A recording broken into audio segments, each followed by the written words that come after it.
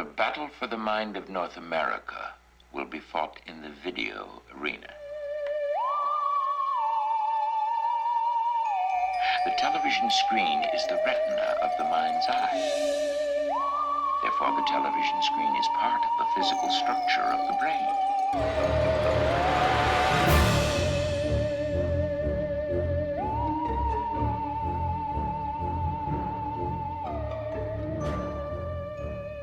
Welcome back. Here we are, episode 15 of The Outer Reels. Jason's with me. Hello. This is not a good movie, Jason. It's a little slow. This was a blind pick I pulled on discovering this movie, and I thought, you know what? I haven't seen it. Let's throw it in here, and it fits all of our requirements, but it's a bit of a schlep. It's called Zone 39. Honestly, at first glance, this ticks all the right boxes, and this should have been fun. You know what I wasn't expecting from everything I've seen from the posters and everything else? I was not expecting a meditation on grief. Oh God. Yeah. That's what most of this movie is, which is a weird take for a post-apocalyptic tale. And I was hanging on, like waiting for something, and then it clicked really late in the movie. I was like, oh no, that's what this movie is. It's a post-apocalyptic art house movie. Yeah. So speaking of that, let's say you're in an elevator with John Landis. How do you pitch this to him? Do you want to be bored for an hour and 45 minutes, John? I got something for you. Yeah, I mean, I wouldn't even bother trying to pitch this. I mean, this is essentially just 1984, but instead of being a story about, you know, the deconstruction of the self, I guess, which it's been so long since I read 1984, so maybe that's not the gist of it, but that's certainly part of it. This is just about a guy trying to deal with the grief of his dead wife and unborn child, all with the backdrop of, like, I don't know, I guess Australia split into two states. Yeah. And they're at war with each other, and now they're going to be water's poisoned or something. The inflections in your confusion is refreshing because at least I feel the same way, because for a long time I was like, what am I missing? What did I not catch here? But I think that's, to summarize it, it is the nation is split into two warring bodies. Now there's this third body that's assembled in secret that's supposedly doing better good for everybody, but it's hiding even more information about, like, radiation leaching out and killing all these people, which again seems like it fits the framework of a movie we talk about. Mm-hmm. But then you realize that that's not really actually the core component of this movie. It's just sort of wrapped up in this. That sort of basic story you just outlined bookends what is really just a guy dealing with grief. Yeah. For an hour and a half. This is one of those components where I always look at movies and I think about a movie like Die Hard. Everybody's like, it's a Christmas movie. And it's like, sure. But Die Hard could easily take place on the 4th of July Christmas party at Nakatomi, and everything would be the same. Tonally, you know, a little bit different, you know, because it's summer and everything. You don't have the Christmas charm. Doesn't even have to be a holiday. It just has to be a party, work party. A staff party exactly. at Nakatomi. It's all it needs to be. And, you know, this movie is nothing to Die Hard, but I use it as a comparison because you can take a story and insert it into any sort of situation. So you could take this and put it in a medieval setting, you know, and it's some guy in an outpost out in the woods or whatever. Like, there's nothing about the time and space or, you know, theme of this movie that's relative to the actual characters and story. The story of the guy in the middle of it all, that story could have been told by him by himself in his apartment in Sydney. Yes. Just being alone, trying to deal with the grief. But instead, it's like it's bookended by, and essentially we should start off by saying, like, his wife is, I guess, a hacker. Yeah. But yeah, so this is directed by John Tatoulis. I wasn't familiar with him, but his probably biggest thing that stood out to me in his credits was he was a producer on Let's Get Skase, which was a lower budget Aussie film, but it tracked really well from like the early 2000s. But I'm completely unfamiliar with this guy. The movie was cut by Peter Burgess, and this guy's an interesting career. His first gig was he was the first assistant editor on Clockwork Orange. Wow. Then in 1981, he was a sound soup on Scanners and Gallipoli in the same year, big movies, and went on to be sound editor on Videodrome. That's like, wow. So is he just like bouncing back and forth across the Pacific? And then deep into the career, he ended up as lead picture editor on none other than our favorite Quigley Down Under. I think I saw Quigley Down Under in theaters. I'm trying to remember if I did or not. Well, I know I saw, maybe it was just VHS, but I do remember when that came out. this movie opens with a prologue, but it's the lesser of the prologue that we'd like. It's just the title card. There's no voiceover here. A bunch of exposition, most of which I don't even remember now. Yeah, they just talk about that there's a 40-year war, and there was these two places called the Federated Republic and the New Territories Union. Cities are crowded, and farmland is unusable because of all these landmines that were put out that are undetonated. And I guess the idea is that now there's just this wasteland that nobody can use or live on. It's not very clear. But there was some kind of secret meeting between the heads of both territories or unions, and they wanted to form a central union where the government had failed, and about like peacemaking and all this sort of stuff. And then for some reason, the prologue also mentions that this new union also took over all communications. Well, they say they control communication, which... yeah, I thought was like a weird line. And then they bring it up later, too. Yeah. And I guess that's just their way of saying like they're super secretive or something. Yeah, I don't know. In retrospect now, even the prologue isn't clear exactly what's happening with this movie. I got excited in the opening credits when I saw that it was based on an idea by it turns out it was just our director, and I was really hoping it would be someone else like entirely who has no other credit anywhere Dude, I got else. this idea. He slides a napkin across the table. I just love the idea of an entire script being written and it's just like based off an idea. I've never seen that credit before, based off the idea of. I've seen it occasionally or something paraphrased similar, but I just was really hoping that this is like the only credit that guy had in the entire movie was just he came up with the basic idea of this show, and then this woman wrote the screenplay. Yeah, because he's actually credited in the writing on IMDb as well as in parentheses based on an original idea by. Anyway, it starts off with it's like, remind me, I think it was like almost like a first person shooter kind of perspective. Like it's first person, he's moving around. I thought that this is kind of cool. Yeah. They're underground or in some kind of complex. And it looks like they're in the middle of a war. And then the guy is moving around. He's being talked to by like a central base, telling him to move forward and do what he needs to do. And he comes across his friend. He's got a metal detector, right? Oh, that's right. Yeah, he's got a metal detector because they're looking for mines and stuff, right? And his buddy has stepped on one. Can't move and stuff because he's like, just stay still. And they're supposed to like try and figure out. Right. This is the classic tragic wartime story of a soldier being stuck on a mine and can't move. Yeah, and he's going to trying to figure out how he can help him. He's ordered basically to shoot his friend. Because there's also something about him being exposed to something. Yeah. I mean, to get straight off the bat of the confusion, because the way that it plays out is he's being ordered through his radio to terminate this guy. And then he puts his foot on the guy's foot to like hold him pinned to the mine. And I guess the idea would be he shoots him dead and then the guy doesn't leave the mine, which doesn't really work. But then the mine doesn't go off. But yeah, there's mention of contamination and... Well, there's this thing called E-cell counts. And I actually have a note later on, which kind of gets back to what we were talking about at the beginning, because my two notes are, I have no idea what is going on, and E-cell count, no idea what that means. So let me tell you, this movie is a 95 TRT, and at 94 minutes, I was like, I still don't know what an E-cell count is. Exactly. It has something to do with their contamination or something. Yeah. The guy puts down his foot and his buddy looks at him and says, "You should have shot me," and he steps off the mine. It's actually a pretty intense scene. Yeah, it's captivating. It's pretty cool. Yeah. And then all of a sudden, like, there's the explosion, I guess, and then you realize they're both in a VR simulation. And it's a training simulation. I guess you have to imagine they were in a VR simulation because the guy just falls over and he's wearing like hockey armor. And then but he's got some kind of helmet thing on or something, right? That they take. And then like he's all like busted up, or he's like having like a nervous, like nerves are firing, or he's got some medical condition from like, I guess it's like the idea is that if you fail in the simulation, you get hurt in the real world, and they have to like stick some kind of antidote in him or something. It doesn't read very well. No, not even remotely. Yeah. So I think then we cut to... We're introduced to our main man.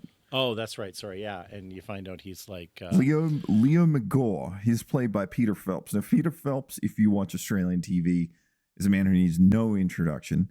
He didn't do too many movies, but most importantly for anybody who's listening, or for you, Jason, I would just say that Peter Phelps was the Aussie surfer at the end of Point Break. So, has to be another way, Brody or Bodie or whatever. It's been so long since I saw that movie. yeah. So, But they're at Bell's Beach, although it looks nothing like Bell's of course Beach. not. So our main guy, Leo here, McGaw, he explains he's walking along and he's clearly of high rank in this like mine detection unit or whatever. Can I just say that their military uniforms are probably some of the lamest ever put to screen. They're like white cadet colored dress shirts. Well, can I just? They're not even. They're like cotton shirts. That. I'm glad you brought that up because I did some research. Okay. And the costume designer on this was Claire Griffin, and this was her return to the industry after her first movie. This was her second movie. Her first movie, 19 years before this movie, was Mad Max. Oh, wow. And she just came out of the woodwork 19 years later. It's like, I'll do another movie. And then here we have these soldiers that look like pastry chefs. I don't know what it is. It's a weird. Yeah. It's like for the future that's so grim and bleak and stuff. They're lily white uniforms. Shirts and pants and hats. And these like slightly like silver berets that are meant to be like futuristic looking. I don't know. I guess it fits the time because I did have a shirt that was kind of similar in around 1996. And what is this, like 93 or something? So no, this is 1996. it is 96. So there you go. So I had a similar shirt. What a movie. Like you invent the entire post-apocalyptic S&M style as your first costume designer thing. And then 2 decades later, you show up and then this is what you bring to the table. Well, I suspect it was a budget thing more than anything. Yeah. But yeah, still, the budget's not great when you can't find the budget. That's always a problem.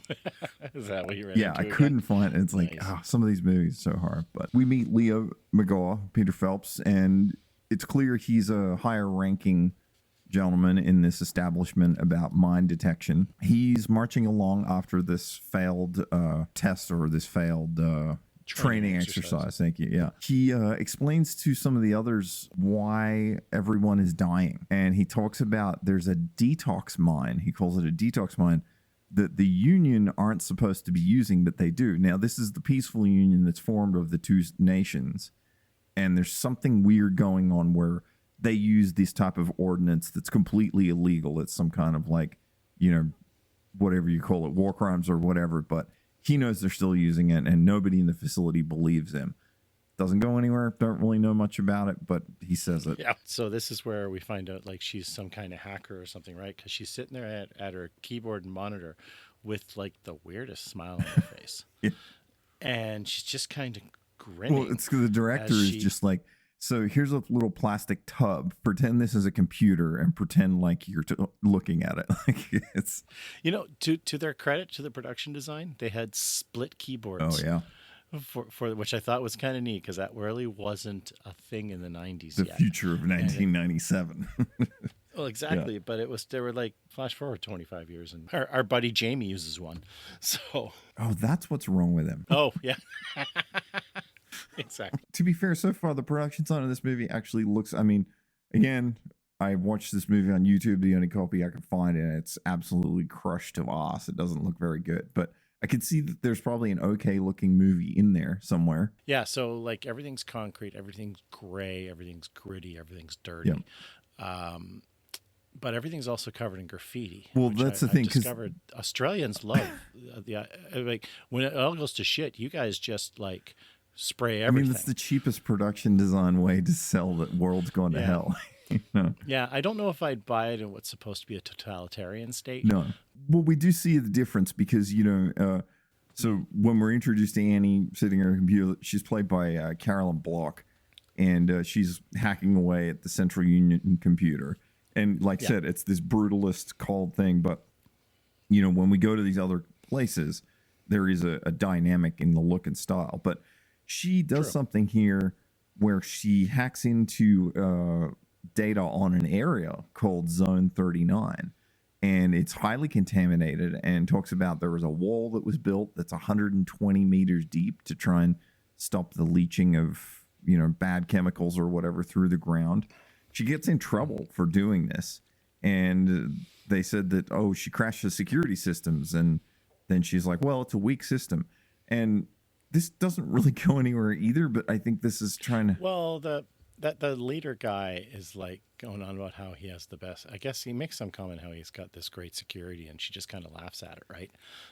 Yeah. And says it's not very good. And then, he goes kind of crazy. He calls her boss into his office and says, get rid of her, kind of thing. Yeah, her boss is Sharp. He's played by William Zappa. And you probably would know him. William Zappa, he was in Mad Max 2, and he played a guy named Zeta. And also, our favorite callback, he was Riley in Quigley Down Under. Awesome. There's going to be a lot of we're in the 90s now, right? So yeah, there's going to be a lot of Quigley crossover here. But yeah, something about Sharp then sort of mentions that, Annie's the best decoder. He uses the word decoder. And something about her husband, because he mentions her last name, McGaw, and he says has applied for a relocation, and I don't know. Well, because it's so that he can be with her, right? Like, isn't she being sent somewhere or something? I thought that was what it was all about. I thought it was them saying, well, she's a crappy employee because she keeps hacking our system, and wow, what a surprise. Her husband applied for a relocation, which is going to be this shithole in the desert. But I don't know. I got the impression that he got sent to the shithole in the desert afterwards. But essentially what it comes down to is her boss is trying to protect her from his boss. Yeah. Because he knows something's up. So he goes back to her desk and says, pack your stuff up, you're going to go. And he says to the guy beside her, cover her files for the afternoon or whatever. She's not feeling well. She's going he's home. like, call your husband, go home or something. Yeah. And because he knows something. So the next thing you know, she's on the we subway. get one wide shot of the city. It's like a map painting, and there's like a helicopter flying by, and it's like a 2D card. Oh, I must have blinked. I totally don't remember. I did not see that. Yeah, you definitely, certainly don't blink. But it's one trying to establish the look of the city. It actually looks pretty okay. I was like, oh yeah, I can see this is going for this EFNY vibe. And then we go on. How does it compare to the city in The Last Chase? See, now here's my problem with that is that I like The Last Chase. I don't like this movie, but I don't like the city in The Last Chase. So there you go. So yeah, it's not a great map painting, but this is also 15 years later. Yeah, this is a better looking shot for sure, and it has a good thing. But then we do cut to her on the subway, and yes, graffiti everywhere. Graffiti everywhere, and some punks. This was a confusing scene too, dude. I got what happened here. So basically, you've got a bunch of punks and stuff, and then you've got this sort of sketchy looking guy in a suit that looks like he's a government employee that's eyeing Annie. And basically, I guess one of the punks pulls the emergency brake on the car, on the subway, and everyone gets lurched and thrown. And when the dust settles, Annie is lying on the ground dead, and sketchy government dude is walking away. Well, there's a guy with a briefcase that the punks are after, and so there's a guy holding a briefcase. He's got a briefcase handcuffed to his hand, and the punks hit the stop. Oh, missed that. No, the punks hit the stop button, and then everybody falls around because it's an emergency stop. And one of them pulls a machete out and cuts the guy's hand off, throws the briefcase to the other guy, and it has the hand in it. And you're like, okay, this is a hit to get this briefcase of whatever this, worker or this official guy or whatever. And then we just pan across, and Anne is on the ground, just dead. And like she wasn't involved in any of this moment. And it looks like she has a bullet hole in her, but no gunshots go off. It's just the machete of this guy's hand. And then this government official steps off. So I don't know if it's meant to be he assassinated her while this commotion was going on with the punks. That's how I took it. It plays bad. It's just weird because I just took the thing with the punks as being a red herring, and he just was an opportunist. Like I thought he was going to execute. He's going to just figure out what he can do when he needs to execute her, because essentially she read some stuff she shouldn't have.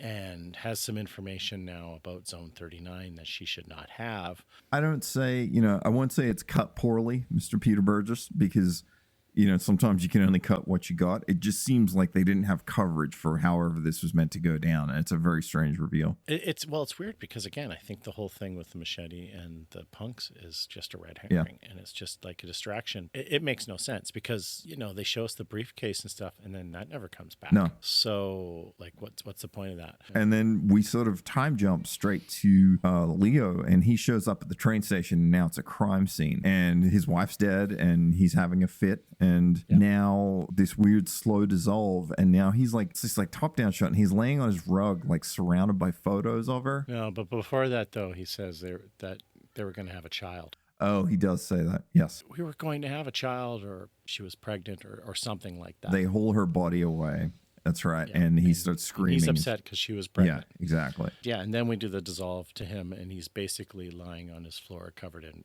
pictures, and he's just hammered. Yeah, is he drunk? Like, I couldn't figure this out. Like, is he meant to? Because there's like a sparking lamp next to him. Like, is he like he was in a fit of rage and he trashed his house? But there's no showcase of like him doing drugs or drinking or anything. But he looks weirdly, just assume. And then the guards just kick his door in and try and apprehend him, and then he attempts to fight him off. Hurts his leg. Yeah.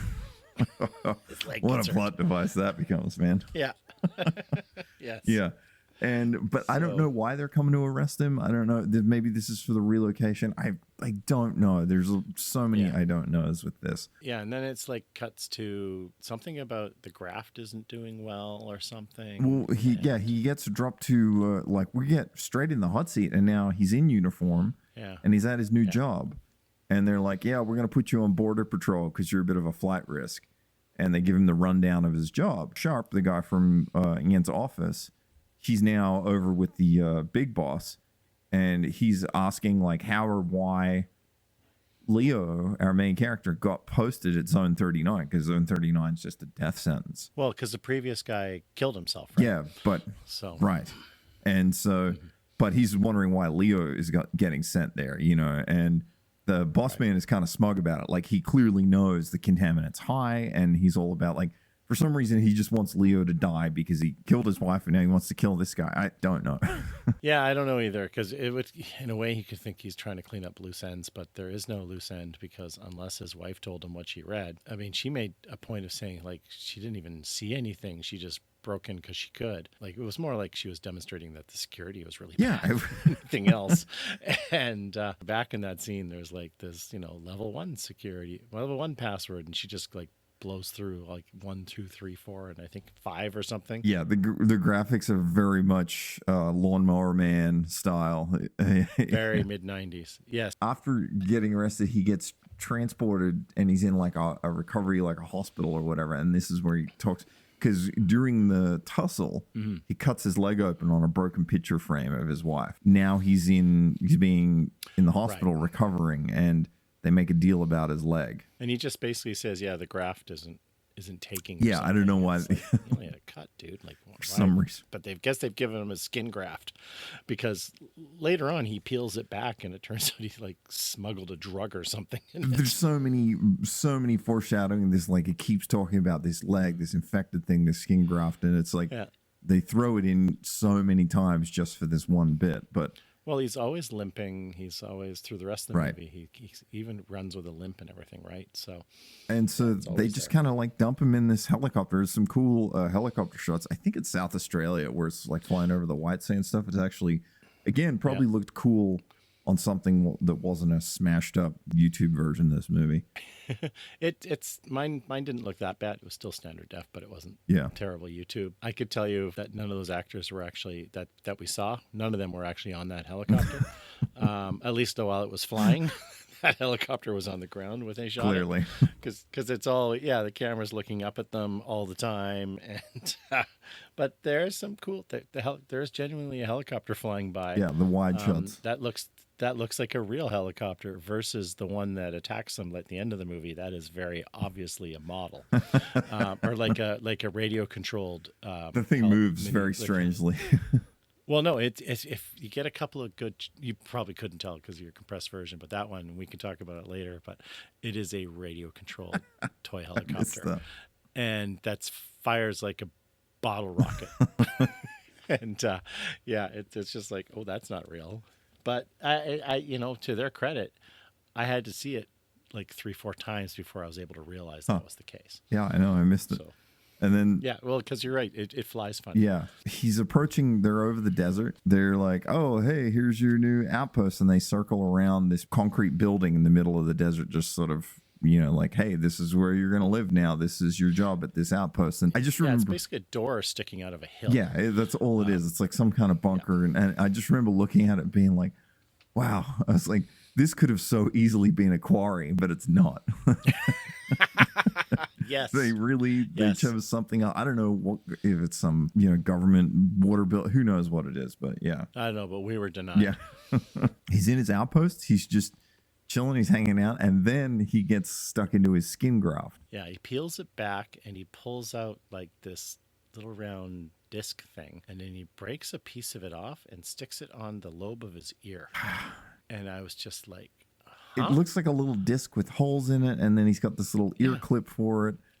I don't know what it is. It's not clear. Well, you find out. Well, you find later it's a drug.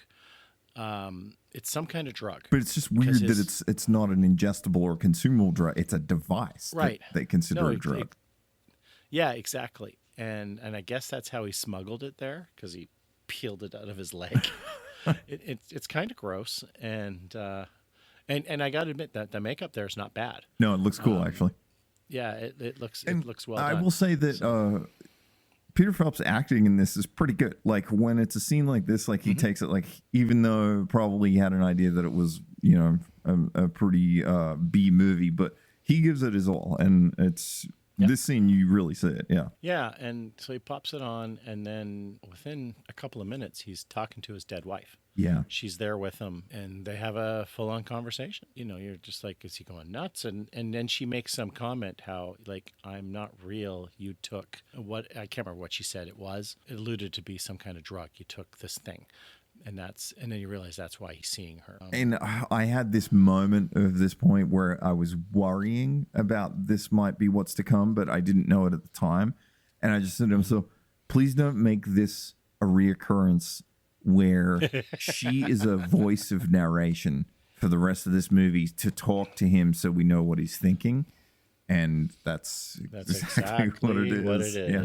I had such a groan on that. I was like, oh no, it's going to be this kind of movie, Well, yeah, like I said, it becomes more a meditation on his grief and his loss. Like a couple of times she shows up, she's carrying a baby. Yeah.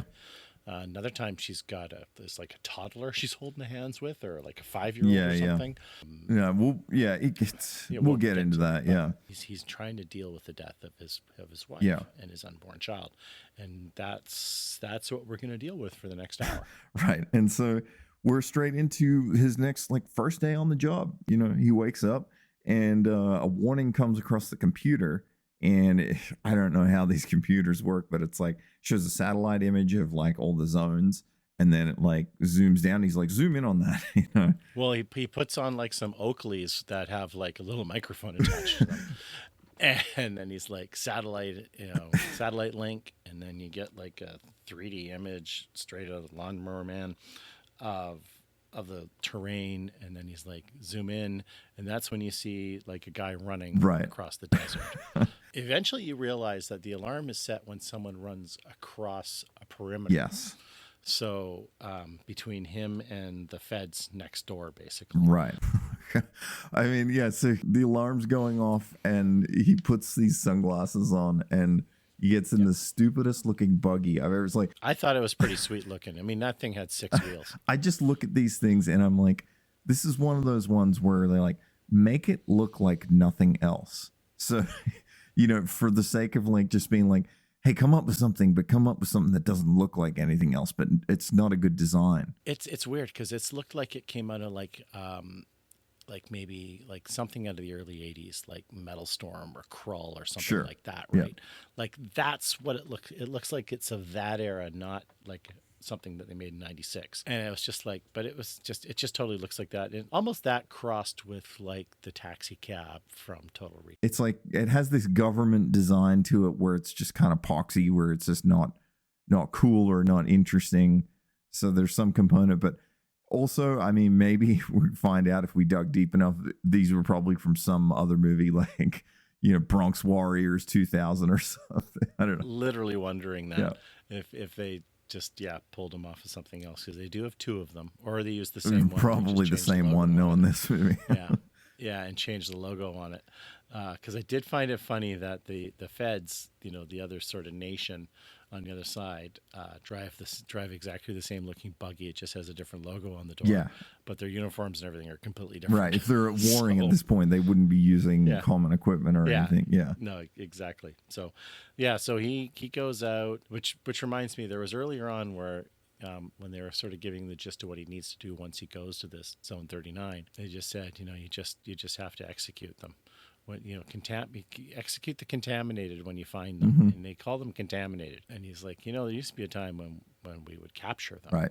Yeah, they're past that now. Yeah. So this is just basically, you work this outpost, the alarm goes off, you see somebody on the run, you go out there, you blast them. Yeah, so this guy pulls a gun on him, though, and so he shoots him. Basically, he's wearing like a hazmat suit, and he shoots the guy because the guy like confronts him and runs at him or whatever.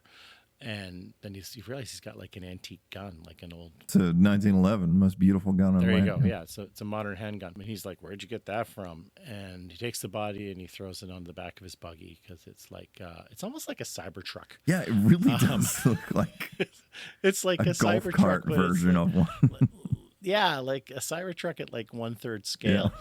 So anyway, it's kind of like a Cybertruck because it's got that sloped back end, but it's got like this like mesh sort of cover thing. He throws the body on there. He drives back.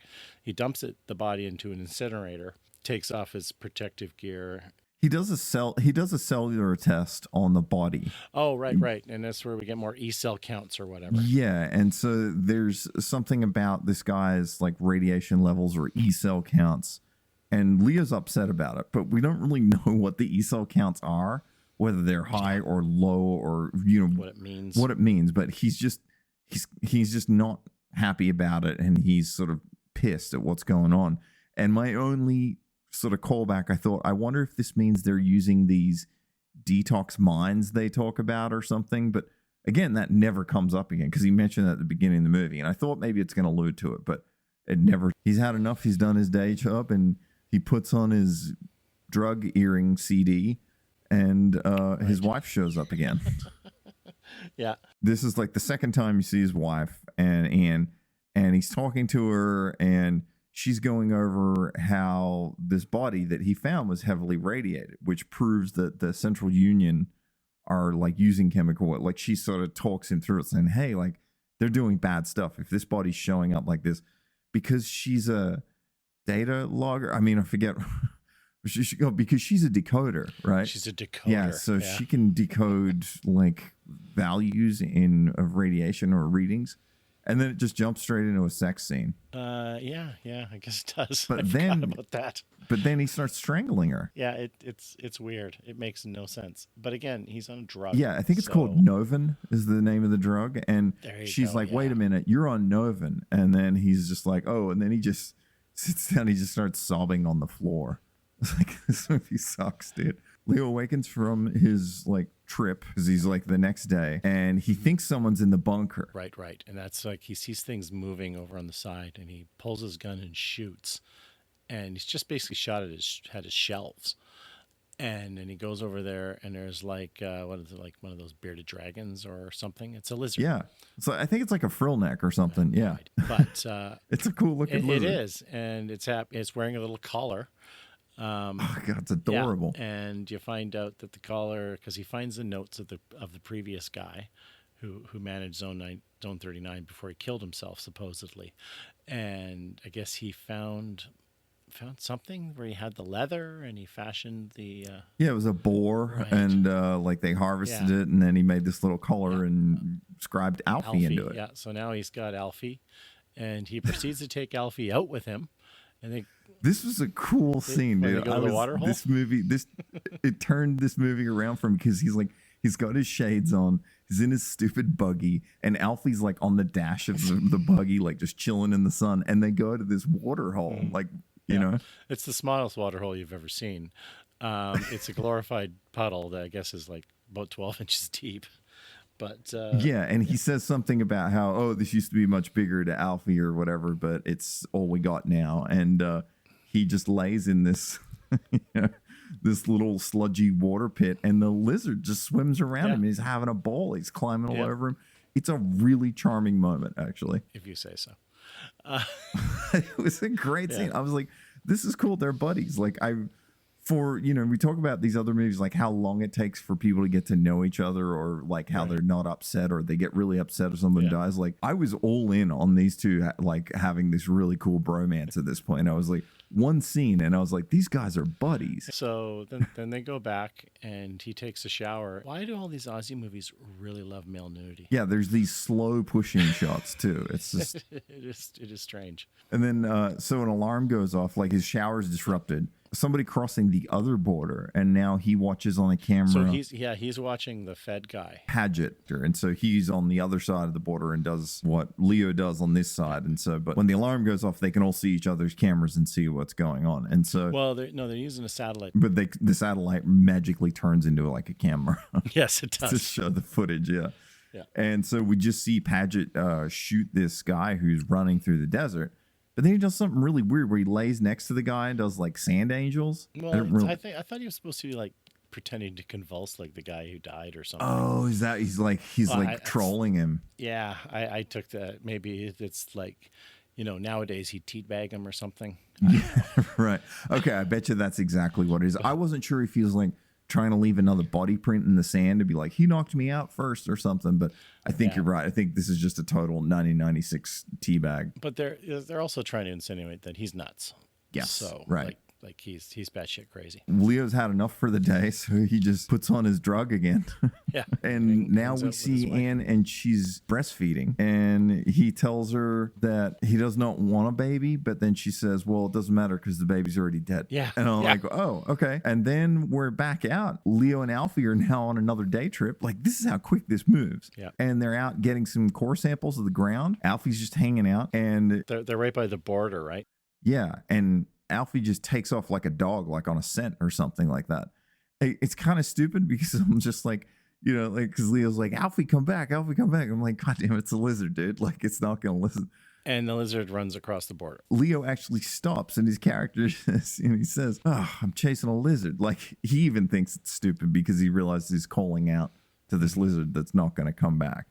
And then, of course, he chases after it and then crosses the border, which is designated by these little posts. Yeah. And then we hear the alarm again. Yeah. Paget shows up like really fast. In another stupid dune buggy. Yeah. Pulls his gun on him, and then he sees Alfie the lizard, and he points it at there, and he's like, don't do it. And Paget's just like giggling like a maniac. Right. Shoots the lizard. And he explodes. And he does. He totally explodes. It's amazing. It is. But it's so funny is because like the next second is Paget's like picks the lizard up by the tail. Yeah, it's a complete carcass. And it's a complete carcass. And it's like, it blew up the scene before. It was absolutely vaporized in the other shot. Yeah, I just got to note that litter exploded with like 3 exclamation marks. That's pretty funny. For a movie that has nothing, it tries to move, because we go back to Leo's bunker, and he files a report about Paget saying his mental state's declining, and he like submits the button, and he says, that's for you, Alfie.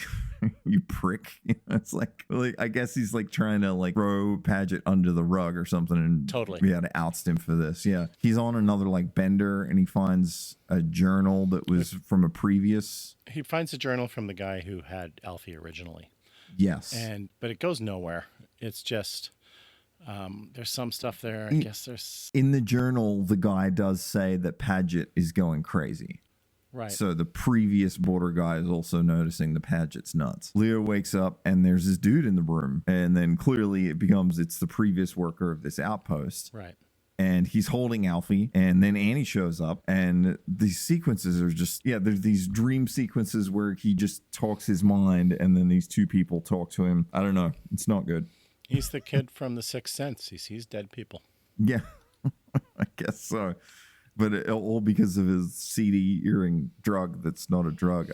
Well, I think at a certain point he's not even taking it anymore, right? And he's still seeing these guys. Yeah, sure. Yeah. I mean, that's better than I've got. Yeah. Well, I just remember I don't remember seeing it on his ear anymore, and he's still seeing them, and he sees his wife a whole lot. I thought that was at the end, but maybe you're right. Maybe there's a turning point where it disappears off his ear, and this all keeps continuing to happen. The alarm goes off. Well, it's not the alarm, but Leo's like watching the monitor, and it's the extraction team going to remove Padgett because his request has been read. And then now he's just watching a shootout between Padgett and this other guy named Bose. I guess Bose finally shoots Padgett and he dies, and Leo's all stoked about it. He's like, yeah, good. And now there's a new outpost guy on the Fed side named Bose, and that's how quickly they replace and change these people, I guess. Pretty much. And then for whatever reason, he decides to break into Bo's base. There's a moment here where Alfie's previous owner, the guy who's, in Leo's dreams,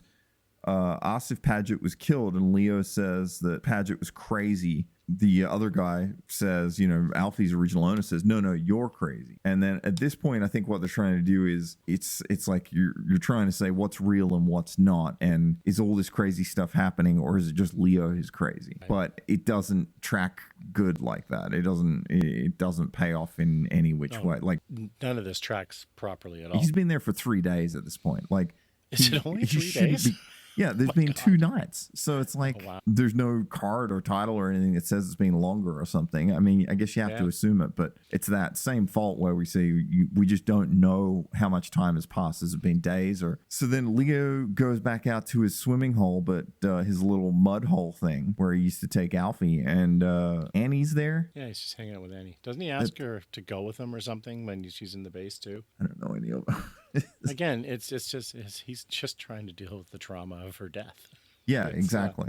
And then an alarm goes off while he's talking to her, and he puts on his shades, and he sees another border crossing. Right, but it's going into the Fed section.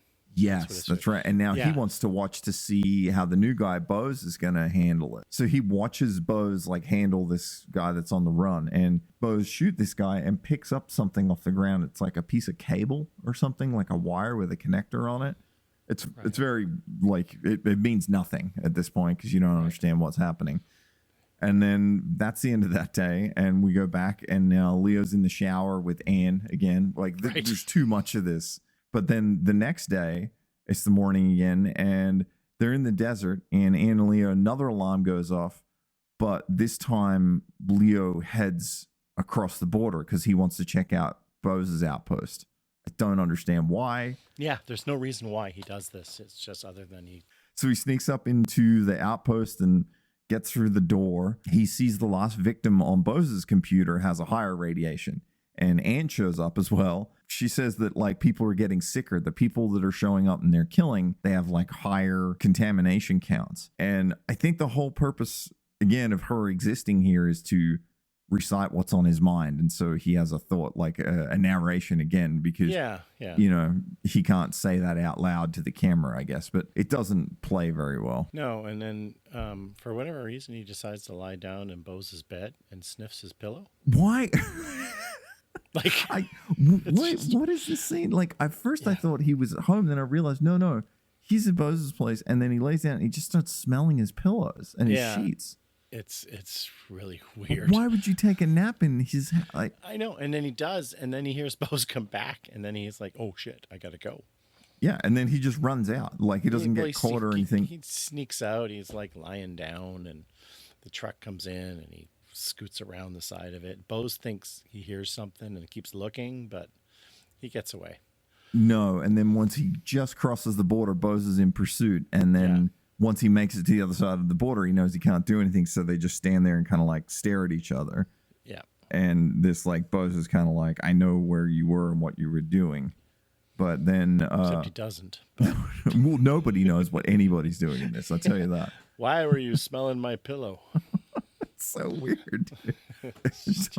But I just would like to know what was the purpose of this scene, I guess it's so that you could see that their E-cell counts were messed up as well on that side of the border. He's smelling it in a weird way, though, not in the way. But but it's also like it's not like they're far apart either. Like No. it doesn't make sense. Again, Leo's back at the base and he's going through this computer and he looks at the history of everyone's E-cell counts on all the people that they've offed.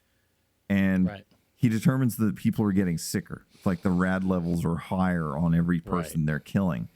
And he's sort of saying like they're going crazy or like they're killing themselves. Like, why are these people running and trying to, when they're so sick? Like, what are they trying to get? Because they're not going to last very long. And then he ends up on another very bizarre scene. He tests himself, like he's scraping some of his skin cells off and puts it into the machine. And it shows he's toxic. And then for some reason, he doesn't believe the machine. And No, he just like goes, because the machine tells him he's not. That's the thing. And because every time he tests himself, he's not. He's fine. He's okay. But like his dead wife tells him he's sick. And that's when I think he tests the water and stuff. All the cans of food. It's this weird montage where he's like getting samples of everything. Yeah, but he does something where he tests himself and he finds out he is sick. He does something where he just checks he's sick, but he can't figure out where the contamination is from. And then she said, "You only tested the drinking water. The water that he's showering in is contaminated, and he doesn't know because he tests that, and sure enough, it's." Did you pick that up? I didn't pick that up. No. She literally says to him, "You only tested the drinking water," and I missed that. Yeah, and so, well, I mean, I figured it had to be some reason why they kept showing him naked in the shower. Yeah, well, there you go. Yeah, And so that makes more sense because then after this realization, he's like, screw it. And he just hops in his buggy and he rips across the border. He wants to talk to Beos now. Like, he wants to say, hey, I know what's going on. And then, of course, Beos holds him at gunpoint. And he's like, yeah, I've been watching you. You're sick.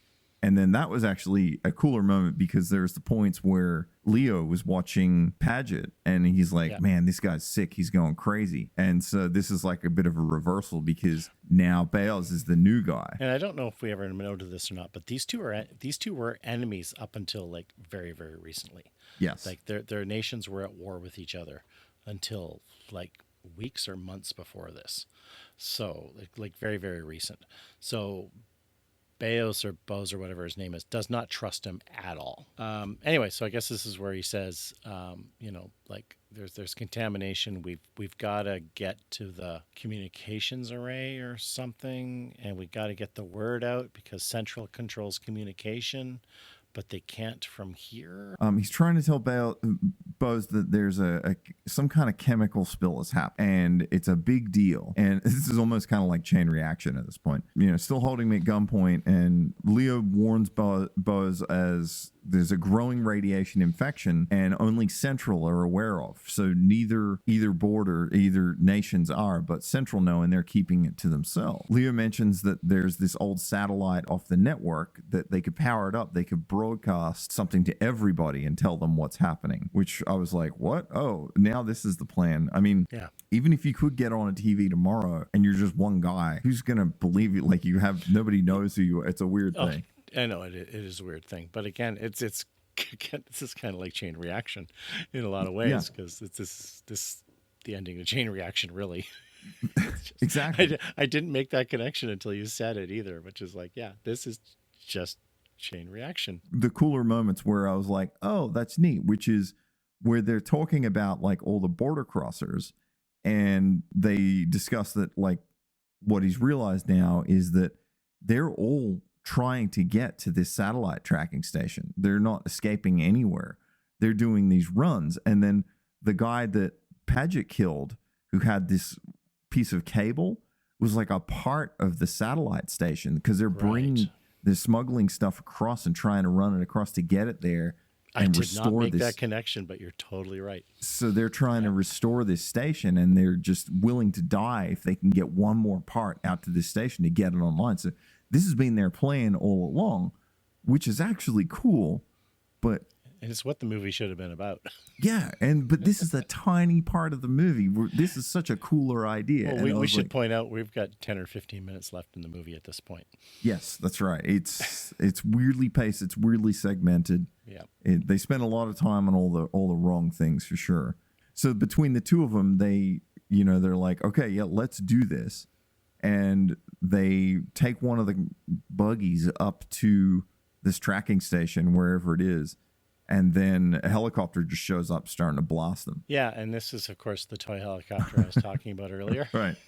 It is very much a toy helicopter because the way it moves in the air, you're like, that has no weight to it whatsoever. Yeah, it was really weird. Yeah, so it starts shooting at them and stuff, but they managed to get into... Yeah, it's just like a TV station in the middle of in a little concrete bunker, like all the other concrete bunkers around. Yeah, and then they go to grab the cable that they have, but it's not long enough. So then he's like, gives him a wrench or something and says, just jump it. Just shove it in there. And this is the part where I should have been, because the cable that he holds up is like the cable that Padgett took off the runner. I think and this it is the point. Same cable. Well, he's like, it's too short. And so this is the moment where he should have been like, I've got one because Padgett took this off the guy and it's the right length or something. But yeah, that's not what happens though. Instead, he says, take that wrench and shove it in there. And it blows Bose across the room. But he's not like, just do it again. Yeah. And it's not like he's like trying to drop it in there to like, connect the circuit. Like he's holding it in there while. Yeah. He's like, it'll work. Stay with it. And it's just electrocute yourself, Bose. It's for a greater good. And then the station powers up, and then we get this one video feed of Leo, and he just says, the radiation is really high. The border is poisoned. Believe me, because I don't know what. I don't know what his message did when it got out. He got the message out, but I really don't understand what it did. No, because... Oh, and we should point out that he's like pinned down. One of the explosions, this column wedges him against the wall. So the station overheats and goes into overload from all the stuff they're doing and starts to crumble. And then he gets pinned under like a concrete column. And it's just like a big ass piece of concrete. And he's just like, ah. So he dies, I guess, because he sees his wife, his child, who's now like 4 or 5 years old. Right. And Padgett's there. Yes, Padgett's there. And the guy who had Alfie with Alfie is there. And they all turn and slowly walk into a light at the end of a corridor. It was really bizarre. And I was like, okay. Them. And he follows them, and that's when you realize he's now dead too. He's dead. But then you cut to Bose and he's just there. And then the credits roll. With a really weird choice of a closing song. Yeah, the music's odd in this.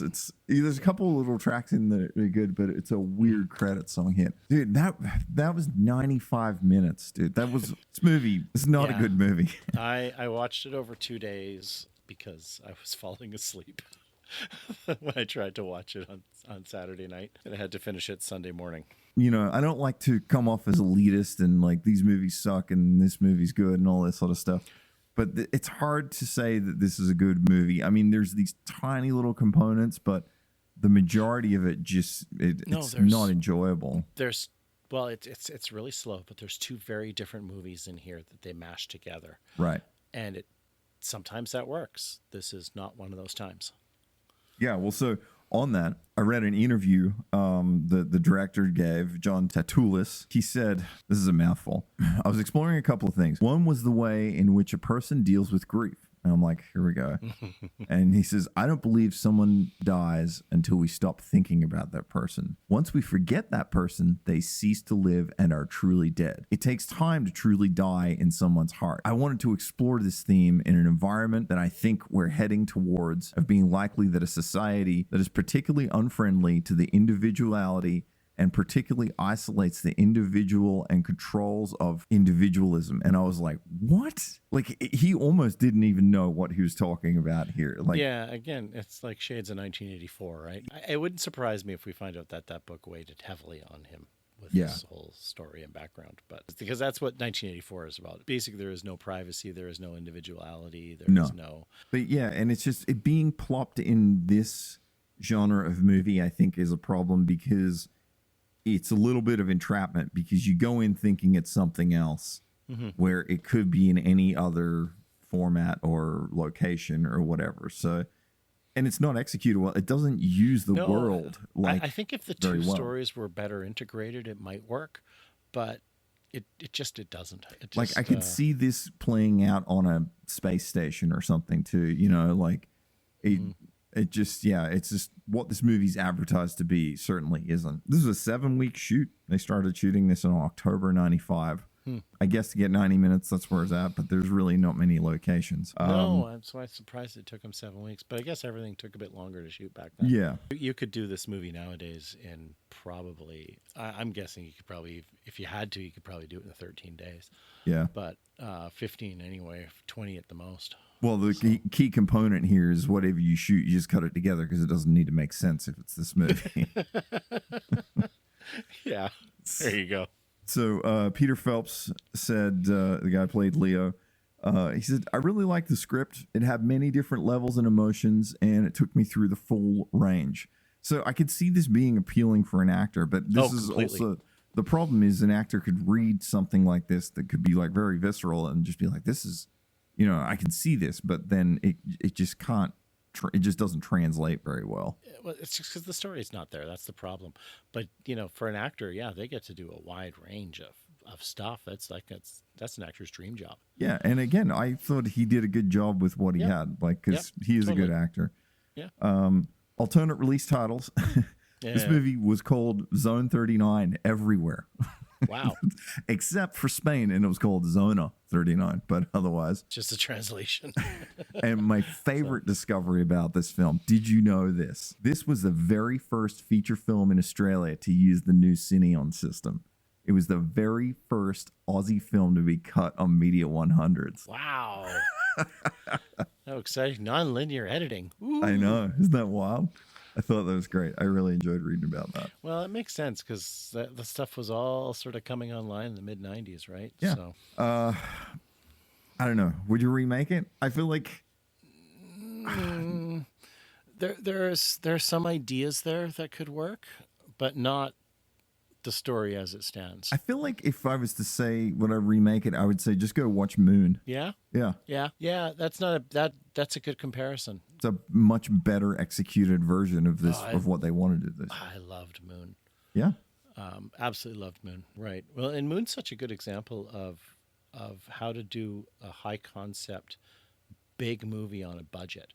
Yep. Because it's so limited in its scope. Like it's just there's no other actors. You've got a voiceover for the computer, which turned out to be Kevin Spacey, but probably could have been anybody when they shot it. Yeah. And then it's just like it's the one guy, and No, it's great. You know, a little bit of transmissions and stuff, and bits and pieces. But it's very much like a bottle kind of concept. Yeah, It's just and very limited I think stuff. you know if you could take that execution and roll it up into what this movie is, you know, or Well, it's yeah, trying to and be. again, you could have had this. Could You could have put it on a something. space station. You could have put it. Well, if you put it on a space station, then it turns into Solaris. Yeah.